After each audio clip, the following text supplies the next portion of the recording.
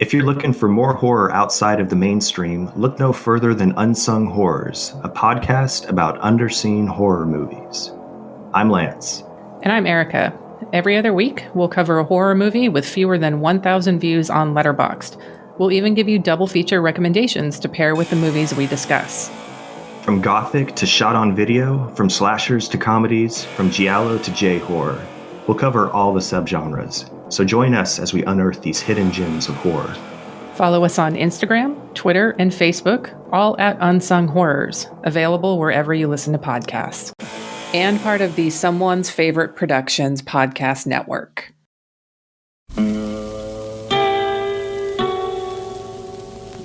Hello, filthy movie lovers. My name is Gentry Austin. And I'm Casey Scott. And we're the hosts of the Sin Syndicate, film podcast for something weirdos, anti-criterion bros, and Joseph Sarno aficionados. Join us semi-weekly as we peer into the adults-only theaters and sticky-floored cinemas of the golden age of sexploitation, when the morals were loose, the laws were murky, and the intercourse was all simulated. Find us now on the Someone's Favorite Productions podcast network.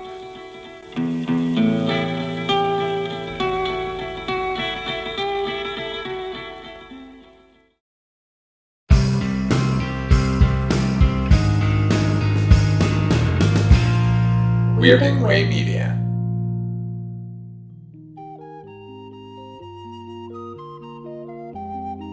Night, Mr. Walters. You see that guy over there? No, he's an actor. The guy on the phone, he's a prize fighter. Me, I'm a cab driver. I'm the only cab driver in this place. Good evening and welcome to Night, Mr. Walters, a taxi podcast. I'm HP, your co-host, and with me, as always, is my co-host, Father Malone. Father Malone, how are you this evening? Muppets. We're talking Taxi Season 2, Episode 9, The Great Race. This was written by Glenn Gordon Caron, who you might be, that name might be familiar to you. He would go on to be the creator of the hit, the hit show Moonlighting, which was the star maker for Bruce Willis. You know what? I somehow missed his name in the credits here. But now that you've said it, it makes total sense. The frenetic energy and fun of this episode completely is what's on display in Moonlighting. This one's a treat. It was, of course, directed by James Burrows. I neglected to say that. Reminder, we're doing these shows in broadcast order and not in order of filming. We open in the garage as Louie hustles his way down those central stairs. He's complaining that the boss has chewed him out because of the cabbie's lousy bookings. Louie goes on to say that back when he was a driver, he'd be ashamed to show his face if he had bookings less than $100. He claims that he could get in a cab right now and outbook anybody, which Wheeler starts to take umbrage at. I love this premise because every boss you'll have in your life, if it hasn't said this or she hasn't said this, they're thinking it. Yeah. Wheeler kind of gets his hackles up. He responds with skepticism, and Louie replies, "Try me, call my bluff." And then Wheeler starts to talk tough about accepting the challenge, but instead he volunteers Alex to be Louie's opponent. Bobby's point is that Alex can outbook Louie anytime, anywhere, and this was a great bit of physical comedy. He starts jabbing his finger in Louie's face, and what is an animal like Louie going to do if you do this too many times? What does he do? He bites him, but he does warn him, like, get your finger out of my face. Yeah, he bites him on the finger, and it's you know what? It's bad though because he doesn't really bite it. The comedy here, the physical comedy, he doesn't really bite it. He sort of like looks like he's like chewing on his fingernail. It looks like he's come in to give him a manicure with his teeth. He does gum his finger a little bit, but I really appreciated the commitment to the bit that he would actually put Wheeler's finger in his mouth. HP, yeah, is this where David Mamet got the idea for Glenn Ross? You think so? It could be. I don't know. He was pretty active around this time, right? And then eventually writes that opening scene for the Alec Baldwin. Like, I could take these leads right now, and I could have, That I didn't think of that. That's a very good point. Alex essentially tells everybody to calm down, and he's forced to admit that he knew Louie as a driver, and he can attest to the fact that Louie did bring in a lot of money, which is interesting because I think in the first season, we were led to believe that Alex has been driving a cab for what, 10 or 15 years? Yeah, So that's within the realm of possibility that totally. Louis might have Probably been the last 1 or 2 years of Louis as a cabbie before he moved up. Sure. yeah. So he's aware of Louis's reputation. He would have seen it firsthand. Which I love. I love this backstory, and I love that it's enough to make Reiger reconsider this bet. Like, I will probably lose. We always see Reiger unsure of himself before he commits something like this, because we've already seen this episode in the form of a poker game, but this one is just much more successful. Yeah, he's got to be pushed. He's got to be goaded into accepting this challenge. But Bobby tells Alex he can't back down, but Alex is really apprehensive. And then Louis starts in with this business about calling Alex a chicken. Side note, when exactly was getting called a chicken the height of all insults? And at what point did it stop being a big deal? Like if someone called you a chicken right now, Father Malone, would you care? No, not even remotely. I know it definitely was in no way in fashion when it became such a horrible Achilles heel for Marty McFly. I remember thinking at the time that movie came out, like, is this what these this is what these screenwriters think? Calling somebody chicken? That'll do it these days? Is it 1958? To answer your question, 1958 is the last time calling somebody chicken meant anything. It's just that the goddamn boomers kept squawking, about calling people chicken and like it's a big deal. Yeah, and I was thinking specifically that probably the highest profile example of this was, as you said, Back to the Future 2, where Flea calls Marty McFly a chicken, and that basically forces him to drive the car into traffic. He has the accident that injures his hand. He can never, whatever. But I always thought even then that was a very thin sort of premise to hang that type of situation on. Like, is that really going to cause someone to get that upset that they're going to like risk life and limb?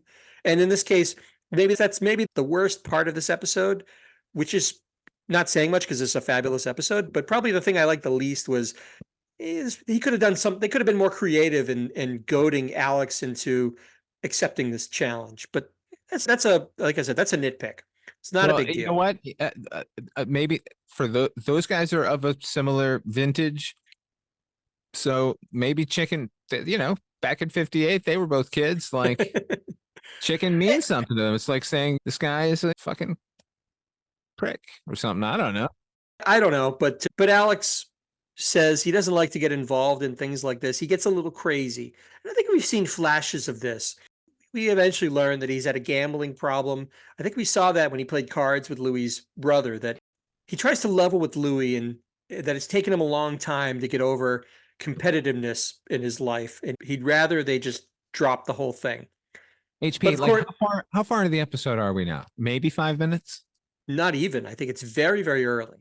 Right. And we've already learned this like thing about Louie in the past. It's true. We know much more about him. We know a lot more about Reiger and his unwillingness to go up against Louie. Like he thinks he'll be beaten. And now we learn this other thing about Reiger. And it's being bang, boom. Like we just watched an episode of a love triangle with Banta and Wheeler and some lady. And I didn't learn one thing about any of those fuckers over a 20-something minute episode. The writing here is really, really good. I can't recall offhand if this was his only episode, but if it is, it's a shame because it is, like you said, it's economical where it's going at a rapid pace. We're only like 4 or 5 minutes into the episode and we're already cooking. There's already a lot going on here, a lot of pieces moving. And a lot of character. It's insane how much is put together just in this moment or two. Yeah, it's fabulous. And everybody, we will see this as the episode goes along, but really everybody has a little piece of this episode. This is one of those great Taxi episodes where the whole gang is involved to a certain degree. And it's wonderful, especially as a palate cleanser I keep talking about the previous episode, but it cannot be overstated how dreary it was. Louie, he hears this from Alex and Louie starts hopping around the garage, making chicken clucking noises. And now Alex is really getting mad. We've seen what Alex can do. He's like Bill Bixby in the Hulk, right? You don't want to make Alex angry because you won't like him when he's angry. Ironically, we really do like him when he's angry, but It's it's true. probably not best to be around him when he's angry. No. So he does the classic thing where he says to Louie, "You cluck one more time and he'll take you up on this silly bet and he'll beat you." And naturally, Making a Louis, meal of this, he makes a Louis. meal of this. He grabs the mic from his Might as well have put on a cage. tuxedo. He takes the microphone from his cage and he makes the loudest clucking noises. They're echoing throughout the whole garage. And finally, this puts Alex over the edge and he agrees to the contest.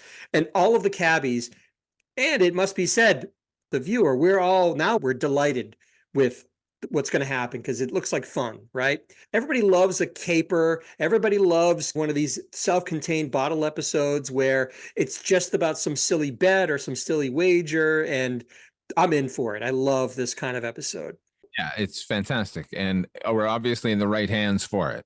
Bobby hypes up the garage with this announcement that this is the King Cabbie contest and it'll take place tomorrow. But then Alex says, "Why should we wait till tomorrow? Let's do it now."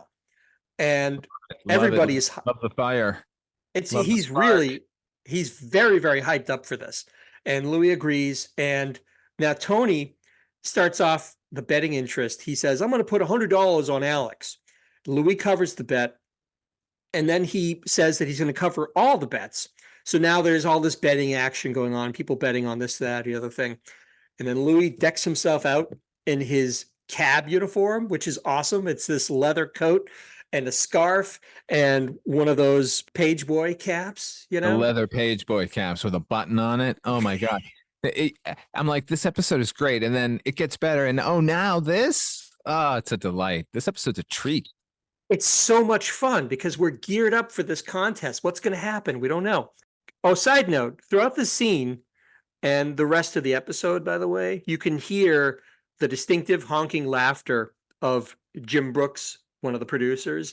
It's always, for me, that's always a mark of a really excellent episode because you can hear his laughter above the audience consistently. It's wonderful. It makes you feel like this, like if they're charged up for it, then I'm going to be charged up for it, you know? Absolutely. Because you got to figure Jim Brooks has been watching rehearsals for this show throughout the week, and he still thinks it's hilarious. Yeah, and wonderful that it's such an involuntary response comedy. I mean, laughter to comedy. That's how you know it's funny or not. Did you laugh? Yeah. Alex announces that he's ready, and Bobby then makes an announcement that the winner is going to be the cabbie who brings in the most money in 8 hours. It's very important. I'll come back to that later in the episode. Alex asks what the rules are, and then Louis says, "The rules are there are no rules," and they shake on it. Nardo goes over to Alex and wishes him luck and says, well, if she had any extra money, she'd bet on Alex for sure. And this catches Louis' ear, and he says he'll cover that bet. She says, well, no, you don't understand. I don't have any money. And looking for an angle by which that she can bet something, Louis asks Nardo what's a date with her worth. She thinks for a moment and she says $500. Now, according to my favorite website, amortization.org, how much is $500 from 1979 in 2024, Father Malone? 1850. No, it is $2,265.48. I'm always $400 off. What's going on here? I don't know, but think about that. She thinks for a minute, and she believes in today's parlance, a date with her is worth almost $2,300, and which, of course, Louis is incredulous at. But then Nardo thinks she got the best of him, and she smugly walks away. But then, to her surprise, Louis takes the bet. That stops her dead in her tracks. Anyone would take that bet. That's the dumbest thing ever. So then Louis and Alex get in their cabs, and Latka starts the race, Grease style, in front of the cabs with a handkerchief or whatever. Latka starts the race. And 2 potato, 3 potato. Yeah, one for the money, There two you for the go. show. And then we got this crazy shot of two cabs racing out of the garage, man. It's awesome because we rarely ever see the cabs actually moving in and out of the garage. So it really gives you a sense of scale for the garage. I think they did a great job with that. So now they race out of the garage. I think actually Louie has the inside track. He cuts in front of Alex, which I was I believe expecting them to crash. it looked like they might have. But as you'd expect, Louie's looking for any angle. So they dart out of the garage and we cut to the inside of Alex's cab. We're back to the poor man's process, which we haven't seen No, much. excuse me, sir. Step way the fuck back. No, we don't cut to that. We cut to a B-roll extravaganza. They pass off the B-roll of cabs rolling out of Sunshine Cab here at dusk that we've seen dozens of times. And we're supposed to pretend that that's Alex Reiger. And then they cut to an insert from that previous Angela episode where he's wearing something completely different just to establish that is Reiger in that cab. And then back to the B-roll. I was like, what is happening? Like, this episode just keeps getting better. We're inside of Alex's cab and he hears from Bobby over the radio that Louie's tearing it up. He had 8 fares in one cab. And Alex isn't doing so well. I think he says he's had 1 fare and the guy stiffed him. But then Alex excitedly sees a fare and he pulls over. And then 2 nuns, this sounds like the beginning of a joke, 2 nuns get into the cab and they say to him they're going to go to the movies. And unfortunately for Alex, they can't agree on which film to see. One of them wants to see the Muppet movie and the other one wants to go to see a revival of The Sound of Music. Which they've seen a dozen times already. They're nuns. Of course, they've seen it. They probably watch it every time it's on television. The Muppet movie is in theaters. Oh, there's no contest here. It's funny because that dated the episode for me because I saw the Muppet movie in the theater when I was a child. I would have been 5 or 6 years old at the time. So I saw it at the General Cinemas 2 in Saugus, Massachusetts. Did you really? Oh, yeah. Wow. Was that theater around very long? Was that still around when we were in high school? Up until about I think 1990 might have been its final day, or maybe even a year earlier. But it was turned into a parking lot. It was very depressing. I believe I saw it at. Remember that Peabody Cinema right across from like Shaw's Supermarket, kind of in the middle of where. Oh yes, next to the North Shore Shopping Center at the time. Yes, yeah. I think I saw it there. It was not a very good movie theater. What? Excuse me, sir. I have some very good memories of movies in that theater. I liked that theater. You know what I remember getting in that theater? Remember they used to sell the programs for movies? Yes. Yes. What did you get? I don't remember. I remember what I do remember about the movie program was in the back was a full poster, like a reprint of the Jesus Christ Superstar poster. And I remember being weirded out by that as a tiny Catholic. As you should have been, probably being that young. I don't know why they're arguing because, like you said, they should have gone to the Muppet movie because it's a new movie. Neither of them had seen before. But one of the nuns says she doesn't like Kermit, which is weird on the face of it. But this is all good. It's, you know what, it dates the episode, but it's so fucking topical seeing nuns arguing over the Muppet movie versus the goddamn Sound of Music again. Yeah, it's funny stuff. One of the nuns is played by an actor named Julie Payne, who is another recognizable face that we've seen in things like she was the mime in This is Spinal Tap, one of the mime waiters at the beginning of the movie. She was in Curb Your Enthusiasm. She played Cheryl's mother in that. She's done a lot of voiceover work as well. She's the one who wanted to see Sound of Music. She is the one who wanted to see Sound of Music. The other nun is interesting. Her name is, and I'm not making this up, her name is Cress Mirsky, which is a name I'm not familiar with. Her claim to fame is she played Mrs. Wormser in the movie Revenge of the Nerds. I couldn't remember that at all, but that's about her only acting credit. But it stood out to me because I was a big fan of that movie growing up. It did not age well, as it has to be said. The argument between these two nuns it pushes Alex to the point of he kicks them out of the cab. He kicks 2 nuns out of the cab, but almost immediately he realizes his mistake and gets them back into the cab. And after some more bickering, they pick a movie, and to our relief, they picked the Muppet movie, which was, to your point, the right choice. Here's my note that I wrote for this scene. Kicking out nuns? Love it. Judd Hirsch plays it really well because he's so exasperated. And then almost immediately he talks to himself and says, wait a minute, did I just kick out nuns? Oh, come on, get back in here. And then he calls him back in. It's believable that they would get back into the cab after being kicked out because he plays it so well. He plays like he's really remorseful about this. So we fade out and in. It's later in the evening. Bobby reports that Louie's hit $100. And at that same moment, Alex is at $40. So Alex has got to really kick this into high gear. He's losing by an almost 2-to-1 margin to Louie at this point. Alex, now this is maybe one of my favorite parts of the whole show. Alex pulls over for another fare, which turns out to be, hey, it's screen legend James I Just Do Eyes Hong. This man needs no introduction. He has credits stretching back to 1953. He's been in Perry Mason. He was in The Sand Pebbles, The Rockford Files, of course, Blade Runner, Big Trouble in Little China. This is Mr. David Lopan in the cab. Shut up, Mr. Burton. Which, side note, I just watched that the other night again because my son asked to watch Big Trouble in Little China. Yeah. What a fucking great movie. It really is. It only gets better. It only gets better. There's little things that I see and notice with him and his interactions with Wang. It is awesome. Egg Shen is a delight of a character. It is my dream to own a toucan bird. They're my favorite animal in the world, and they're playful and fun. And if I achieve that goal, he will be named Mr. David Lopan. Why a toucan in particular? Like, what's the tie in there? You ever been around a toucan? No, never. They're like dogs with wings. They're really fun. They're playful and silly, and they'll play catch with you. They're just delightful, and they're beautiful. That beak, it's just, I don't know. Toucans have always done it for me. And then to find out that they're the mascot for Guinness Brewery. Wow. Okay. I'll take that one too. Give me all the toucans. He was in everything everywhere all at once. He's got over 464 credits on IMDb. James Hong is nothing less than a living legend.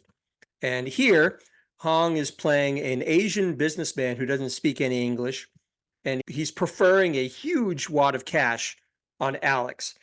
And Alex realizes that he could basically cheat this man blind and he'd be none the wiser because the guy doesn't know how much it's going to cost to get him to wherever Alex needs to drive him.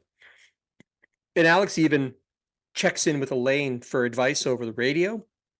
And she, as we've seen this darker turn of Elaine, she is elated to hear the situation. Like he in her mind, it's like, yeah, of course, rob the guy blind. It'll get me away from Louie. Of course you're going to do it. Alex considers the situation a little bit more. And after some, slightly dated language barrier jokes, Alex ultimately does the right thing. He takes only what he is owed for the fare and he gives the money back. It's $5. He's going to have like $900. Yeah, it's a big wad of cash. And he gives the rest back to this businessman. And the businessman finally realizes what's happened and he expresses some gratitude to Alex. And I have to say, there's a moment where the camera cuts to James Hong's character as he leaves the cab. And he gives this look to Alex as he leaves the cab. And I just thought it was remarkable. It really is this sort of look like, I appreciate what you've done. Like kind of almost nods to Alex as he leaves the cab and then he's gone. And Alex is left having missed this big opportunity to make all this money. He doesn't need English. He doesn't need your dialogue to be great. He'll just jump in taxi, say what he wants, and leave. HBO, over on my show, Midnight Viewing, we just reviewed an episode with James Hong. It was Tales from the Dark Side. It was called It All Comes Out in the Wash, and he's the villain of it, and he was great. He's a villain, really? Well, he's more of a force of vengeance, let's say. Huh. What's the episode about, briefly? It's about, not at all stereotypically, James Hong runs a laundry service, but in this case, horrible people bring their clothing that they committed terrible acts in, and once washed, their sins are washed away, and they no longer feel any guilt about it. That sounds cool. And James I'll Hahn have to- just keeps putting the screws to his clients, and it's good. It's yes, everyone should check it out. At this point, we finally cut over to Louie in his cab. We haven't seen Louie doing what he does. And he's driving around an older man in a trench coat. And this show loves people in trench coats. This man is an actor named Scott Brady. Are you familiar with Scott Brady? I am not. Fasten your seatbelt because you're about to have your mind blown, Father Malone. We have yet another Joe Dante connection. Yes, we do. He played, among other things, the sheriff in Gremlins. Remember the sheriff? Oh my God, yes, of course. You know what's funny, HP? In my mind, when I remember this episode, the blind man in the back of Louie's cab is Rance Howard. He's not. He looks like him, but he's not, though. So when I was rewatching this episode, I was rocked by the fact that it wasn't Rance Howard. Yeah. And even though I had some glimmer of recognition with this guy, I was just like, man, what's wrong with me? Like, You're not far off, though. The guy does bear, and we'll talk about him shortly. He does look a lot like Rance Howard. But in this case, this guy, Scott Brady, like I said, he was a sheriff in Gremlins. I remember him. You remember him, of course. But here's some interesting facts about Scott Brady. Very, very odd name, by the way. His brother was also an actor. Do you care to guess who his brother was? Without cheating or looking? I'm not looking up anything. Does he have the same last name? No. Oh. Is it Rance Howard? No, that would be quite a coincidence, but no, it's not Rance Howard. Give you one more guess. Just take a guess. He's older. I think his brother is older, if that means anything. E.G. Marshall. No, but you're close, kind of. His brother is the actor Lawrence Tierney. Oh my God. Wow. Yeah, it makes sense. Makes sense now. Yeah. Joe from Reservoir Dogs, of course. I think he was Elaine's father in Seinfeld, Lawrence Tierney. Scary, scary man. Yeah. I met they him don't once. look. What, you met him once? What was that like? He was phenomenal. He was everyone was into him because he came to see Reservoir. I was a projectionist at a movie theater in Santa Monica, and we showed Reservoir Dogs. And over the course of the run of the film, one by one, each of the Reservoir Dogs showed up and watched the movie there. But Lawrence Tierney was the first, and he was delightful. He had tons of younger women fawning over him, like what? And we had in the theater, it was kind of an art house cinema, so we had these Jacques Tati, these giant French subway posters up, and there was, I think it's Mr. Hulot's Holiday, and he kept going on and on about what a genius Jacques Tati was, and then he was like, look, I'm going to do his walk, and then he did this Jacques Tati walk across the lobby. So I have fond memories of Lawrence Tierney. I mean, I understand that he was a volatile human being and caused a lot of strife on sets and stuff, but what I got was super nice. And then he signed my Reservoir Dogs poster, and he signed it to the terrible boss of the New Wilshire crime family, which the New Wilshire Theater was the name of the theater. Wow, that is a great story. There's some indication that he was estranged from his brother, Scott Brady. So it's not surprising to hear you say that maybe he was a little difficult to deal with, but it's my understanding that they were estranged for many, many years until I think towards the end of one of their lives. I think they reconnected. But here's another interesting bit of trivia about this fellow, Scott Brady. He was originally offered the role of Archie Bunker in All in the Family. He turned it down, and it went to Carol O'Connor, and the rest is history. Isn't that amazing? Huh. Yeah, I couldn't believe this. Ostensibly, this quick little guest star bit in Taxi had such a rich and interesting backstory behind it. I thought it was really, really cool. You know? Yeah, you know what? That doesn't necessarily mean that he turned down the role of a lifetime, because I believe there was a pilot made for that show that didn't work at all, and they recast a bunch of people. Like Sally Struthers wasn't the original girl in it, and so they very well could have made the pilot with him and gone, no, this guy's too serious. But not to take anything away from him, because he's very, very funny in the short amount of time he's here playing this guy who is smarter than Louie. Yeah, I mean, this episode is full of delightful moments, as we've already said, but this little scene here with Louie and this fellow in the back of his cab, this was legit one of the funnier pieces in an already fun-packed episode. So We've seen Louie driving two people. We've seen him drive that kid, and now we've seen him drive this. Both have been gold. Louie needs to get out in the behind the wheel more often. It's wonderful. So this fellow, this passenger is expressing annoyance to Louis that they've already passed the UN building twice. And he accuses Louis of running up the fare. And then Louis protests. The man introduces himself as Inspector Ryan of the New York Taxi Commission, and he tells Louis to pull it over. He really reads Louis the Riot Act and confiscates his hack license, which we learn is actually Tony Bantus. He's stolen Tony's hack license. Fantastic. And then Louis insults the inspector. I think he casts aspersions at his family. He says your family look like a bunch of chimps, basically. Right. And it's what we always would want to say to an authority figure, and Louis just letting him have it. It's awesome. Yeah, Louis doesn't give a fuck. He's just like, well, yeah, whatever, do your worst. And this Inspector Ryan he declares that he can't wait to see Louis hung out to dry. And he tells him to go bring the cab back to the garage, and he gets out of the cab. And then Louis, when he's alone in the cab again, he pulls out another hack license from his reserve, and he says, Bobby Wheeler reporting for duty. And he puts the hack license down and he drives off. It's a great little sort of capsule bit within this episode. It's really funny. There are no loose ends. There are no fatty bits on this thing. It just fucking keeps chugging along. It's a machine. It's like a well-tuned cab. It is. Like I said, there's just something about shows that have this little encapsulated bet or caper or something they're trying to do. And this just ticks all of those boxes for me. I love it. It's so much fun to watch. So we cut to more B-roll as we hear Bobby over the radio announcing the current standings. Alex is at $106.40 and Louis is at $147. So Louis is still ahead. Inside of Alex's cab, Bobby cautions Alex that there's only an hour to go. He's way behind. Alex, at this point, says, no, you know what? This bet's over, but I see a little old lady. I'm going to pick her up. And Bobby says, oh, no, don't pick up an old woman. You'll have to carry her bags. She's only going to want to go a couple blocks. But Alex just says, look, the bet's over. I'm done. I'm just going to finish up my night. So he has a good attitude about the whole thing because he knows he's getting skunked. So he pulls over. He helps this woman carry her groceries into the cab, during which this old woman explains that all these bags of groceries are all for her friends. She says one's in the Bronx, one's in Brooklyn, another one is on Long Island, and the last bag is hers, and she says she lives in New Jersey.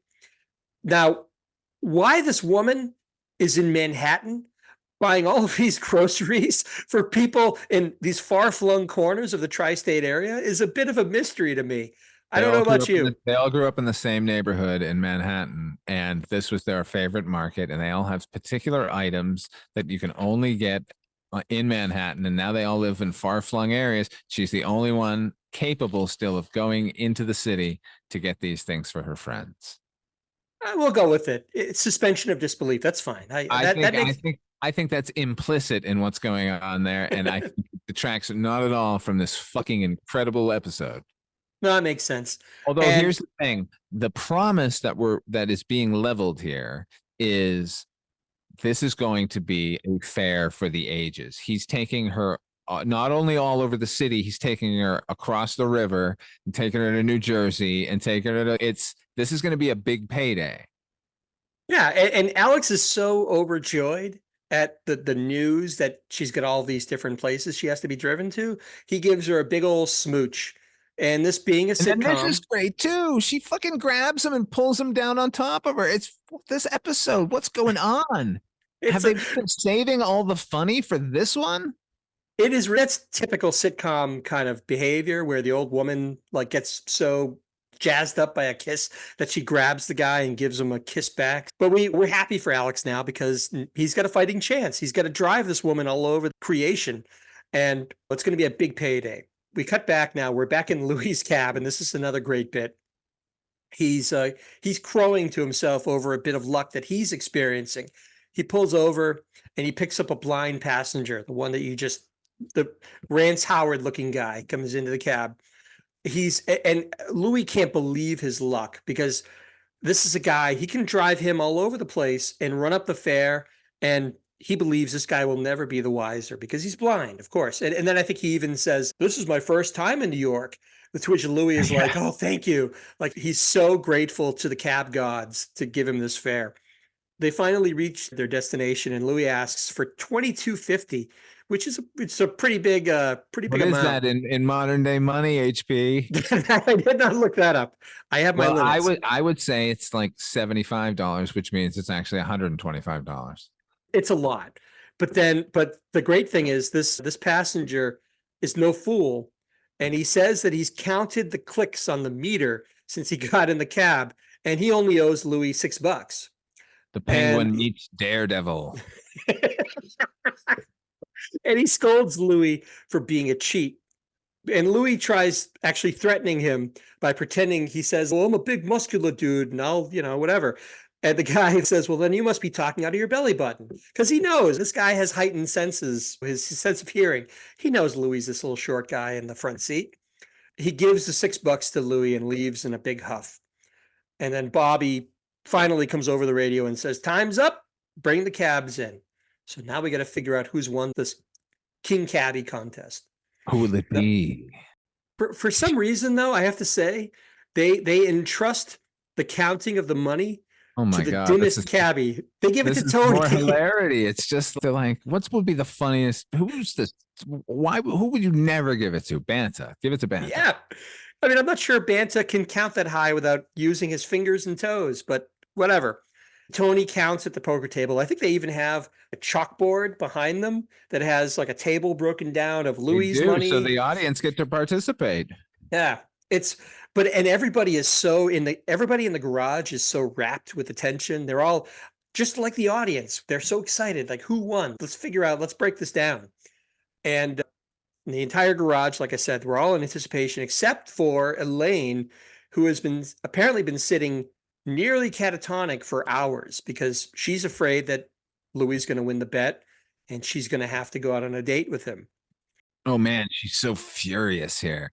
She's just staring into space, like trying to not make contact, not to acknowledge any of the lecherous things, which leads me to believe, is this a date? Is this a date we're talking about here? It does seem like it's a little more than a date Seems that he's expecting. There's going to be some fucking going on. Yeah. And kudos, by the way, to Mary Lou Henner, because at one point Louis comes over to her and starts making smooth talk to her, like, "Hey, I can be tender. I can be vulnerable." And she has to be able to look into the middle distance in a catatonic state and then look back at him and make a funny joke. But Louis, Danny DeVito is just so damn funny. I don't know how anyone could resist like the comedy that's being thrown at her. It's great. She does a great job. They all do. So they finally break down the totals, and Louis' total is $212.30, which in today's money would be $849.05. That's a lot of money for 8 hours worth of taxi cab driving. That is a lot, man. Wow. Alex's total is sadly $197, which today would be about $787. Again, nothing to sneeze at, for Christ's sake. No, they've done incredible work. This is the pinnacle of being a cabbie, making this much money. Louis is so elated, he dances a jig on the bench while Alex apologizes to everybody. And then Tony comes over to Alex to try and console him.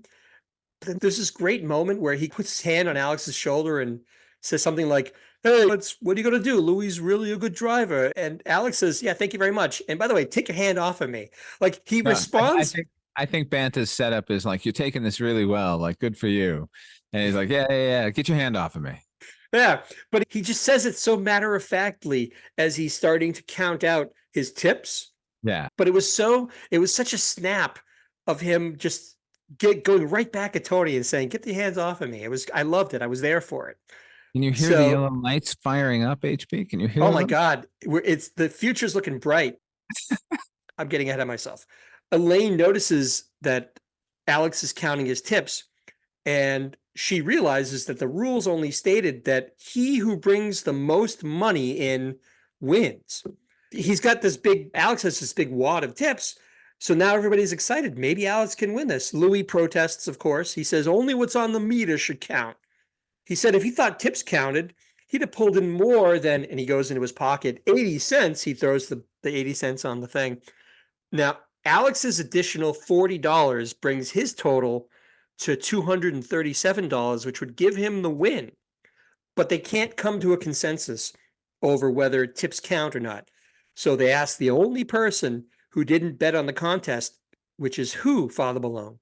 It's Latka, who's completely oblivious to the contest, it seems.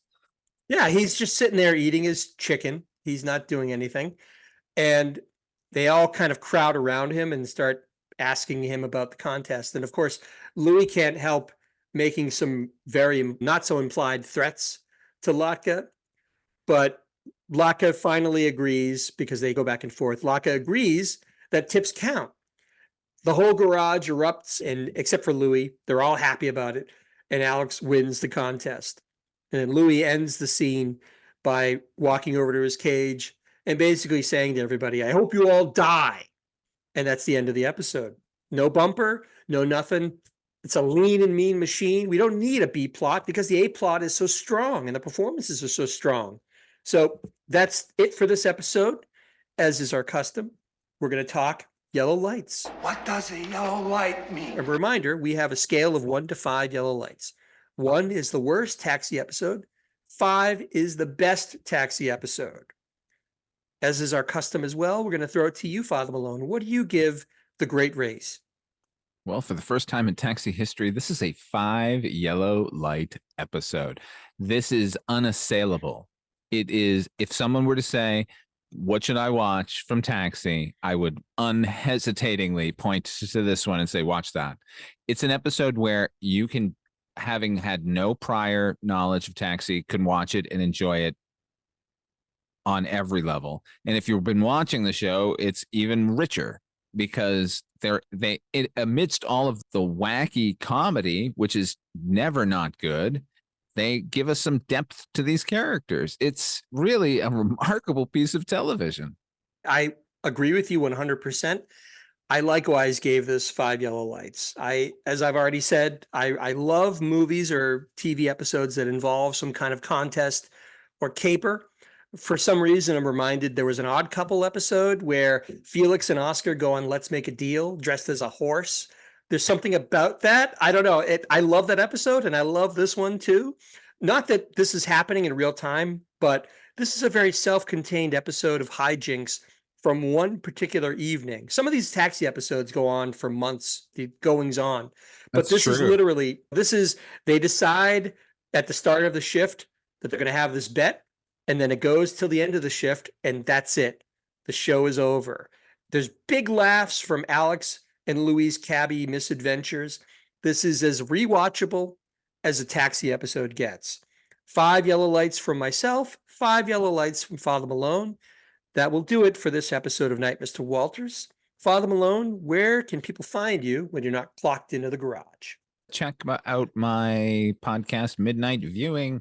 It is a twice a week program over at weirdingwaymedia.com. You can also find it on Spotify and Apple and all of those regular places. And check it out. And if you like it, subscribe and give me 5 stars. Thank you. There you go. And also, I want to mention you have a Patreon. You want to tell people about your Patreon? Oh, yes, absolutely. The Patreon part of the channel you'll get all of the content early. You get it commercial free. And we do bonus content specifically for the channel. Those are fun, some interviews and silly things. So that's patreon.com/Father Malone. Wonderful. And as for myself, you can find me in many of the same avenues as Father Malone. I'm also proud to be on the Weirding Way Media Network. You can find me on guest shots on the Culture Cast with Christachio. And I've also done some work here and there and helped out on the Dark Destinations podcast, which I'm always evangelizing. Great show, great radio show, radio drama, wonderful production value. Check that out if you haven't already. And I also have a Bandcamp site, hpmusicplace.bandcamp.com. Some new content coming there soon, so check that out. But that will do it For Night Mr. Walters, thank you so much for listening. Please feel free to subscribe to the podcast, write a review, rate us. We'd love to hear from you in any way you see fit. So for myself and for Father Malone, thanks again for listening, and we'll see you again next time.